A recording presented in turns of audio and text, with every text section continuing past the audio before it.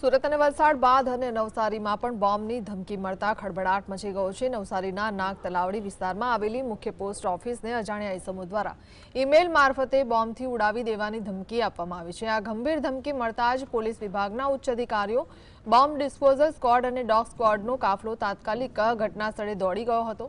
સાવચેતીના ભાગરૂપે પોસ્ટ ઓફિસને ખાલી કરાવી દેવામાં આવી છે અને ફાયર વિભાગને પણ સ્ટેન્ડ બાય રાખવામાં આવ્યું છે।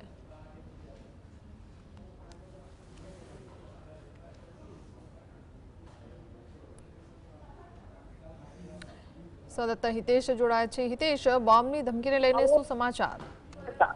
જે વાત કરવામાં આવે તો નવસારીના સાણપોર સ્થિત નાગતલાવડી પોસ્ટ ઓફિસ અને પાસપોર્ટ કેન્દ્ર ઉપર મેલ દ્વારા બોમ્બથી ઉડાવવાની ધમકી કરતો મેલ આવ્યો। જિલ્લાનું પોલીસ તંત્ર દોડતું થયું હતું, ચકાસણી હાથ ધરી હતી અને જે તમામ લોકો જે અંદર હતા એમને બહાર કાઢવામાં આવ્યા હતા અને આવવા જવાનો જે માર્ગ છે, મુખ્ય માર્ગ છે, પણ બંધ કરવામાં આવ્યો હતો। જો કે બપોર બાદ પોલીસ તંત્રને કોઈ પણ વસ્તુ કે ચીજ વસ્તુ કે કઈ બોમ્બ જેવું કંઈક મળી ન આવતા તેઓએ પાસપોર્ટ કચેરી અને પોસ્ટ ઓફિસ છે તેને ખાલી કરી હતી। જી જી, આભાર।